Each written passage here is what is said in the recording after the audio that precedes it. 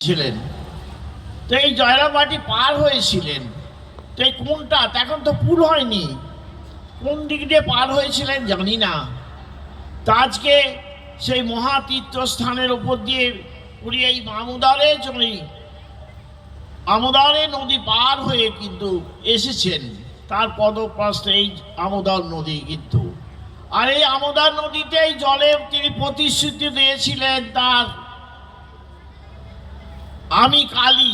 শিবুদাদাকে বলেছিলেন, শিবুদাদা বলেছিলেন তুমি কালী, তুই বলো না, হ্যাঁ না উত্তর দাও না। তাতে করে উনি বলেছিলেন তুই চুপ কর। তারপরে সে ডাঁছাড় বন্দা এই আমোদর জলের মধ্যে তিনি বলেছিলেন হ্যাঁ আমি সেই কালী, জিভ বাড়িয়ে থাকতে পারবো না। আজকে সেই পদপ্রস্থে এই আমোদরের আমরা তীরেতে আজকে একটা বিশেষ সুন্দর মেলা সম্মিলন, সকলের মধ্যে হাসি খুশি, সবাই মিলে একটা জাতপাত সকলে আমরা আজকে উপস্থিত হয়েছি আর মায়ের স্মরণ করছি কিন্তু।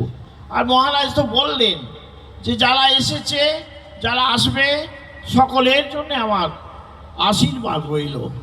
দেখো একটা শুধু আর বেশি সময় নষ্ট করা যাবে না। একটা আপনাদের পাড়াগায় অনেক পুকুর থাকে দেখবেন, সেই পুকুরের যেখানে 100 বছর পুকুর, সেই জল কিন্তু বেড়ে দেয়, মানে মেরে দেওয়ার পরে কিছুদিন পরেই দেখবেন ঘাসে ভর্তি হয়ে গেল, আগাছায় ভর্তি হয়ে গেল। এই 100 বছর পুকুরে কোথায় সে আগাছা ছিল, কোথায় বীজ ছিল, সে বীজগুলো কি করে জেগে উঠল, এক আশ্চর্য তো।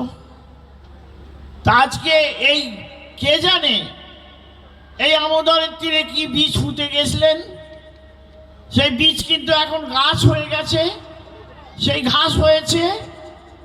আর সেই বীজ দেখে মনে হচ্ছে যে মা শারদাই আছেন। তাই এই শিওর অঞ্চলের যে সমস্ত ভাইরা কর্মীরা, শিওর কেন আরো 5খানা অঞ্চল থেকেও সকলেই সাহায্য করেছেন এই মায়ের দেশে, মায়ের জন্মস্থানে মাকে নিয়ে একটা বিশেষ আনন্দে ভরপুর হইবে।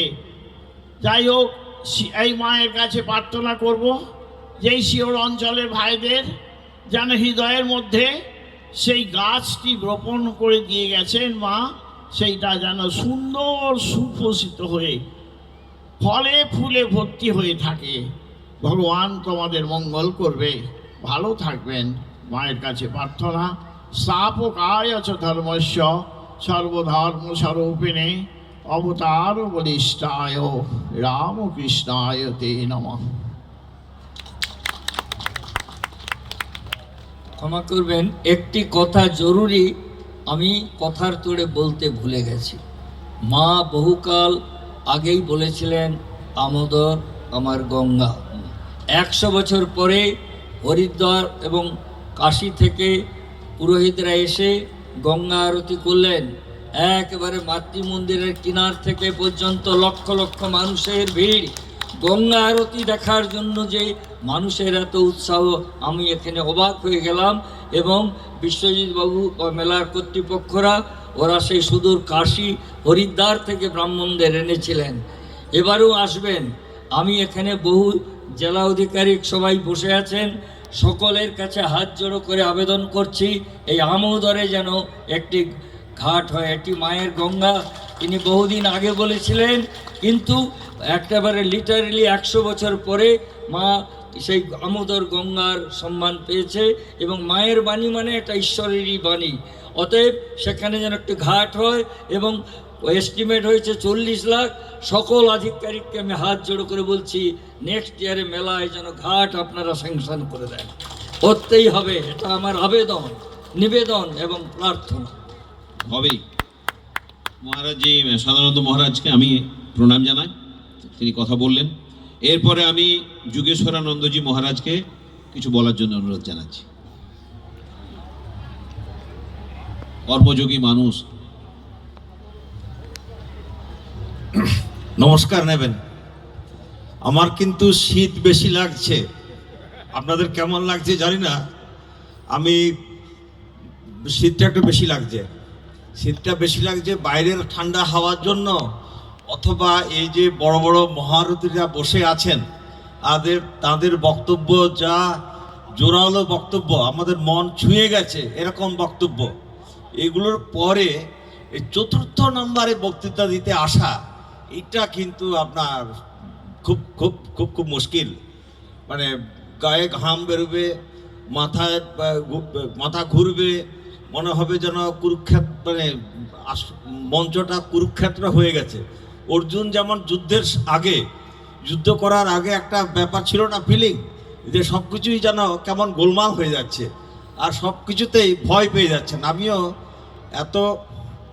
এত বড় বড় মহারথীরা যা বলে গেছেন, তারপরে কিছু খুঁজে পাওয়া খুব মুশকিল, কিছু যে বলতে হবে।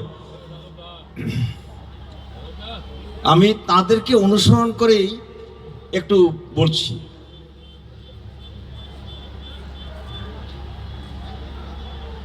মা সকলের মা, এই পর্যন্ত শুনেছি, তারপরের লাইনটা আমি যোগ করে দিচ্ছি, সকলকে আপনার করে নিতে শেখো।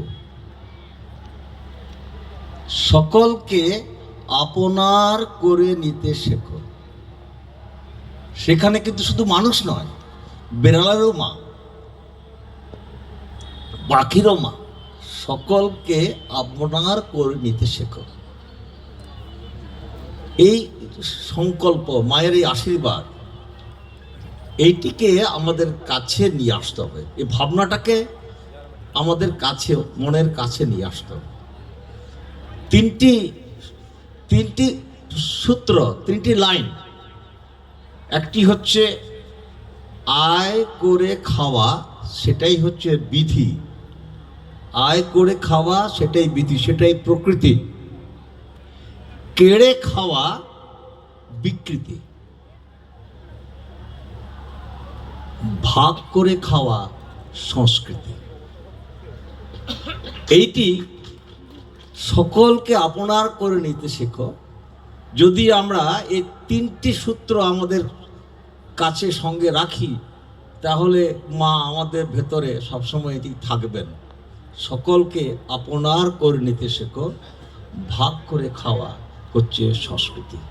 যারা প্রত্যেকের নাম বলে আপনাদেরকে আমি সময় চুরি করব না, আপনাদের যারা মঞ্চে রয়েছেন আমাদের স্বামীজিরা আমি প্রণাম জানাচ্ছি যথাবিহিত, এবং উপবিষ্ট ভদ্রমণ্ডলী এবং আমাদের এই যে মেলা প্রাঙ্গণের মেলার যা ব্যবস্থা করেছেন কর্মকর্তা যারা রয়েছেন, মাননীয় কর্মকর্তা, এদের সবাইকে আমি বিশেষ অভিনন্দন জানাচ্ছি। নমস্কার। প্রণাম মহারাজকে।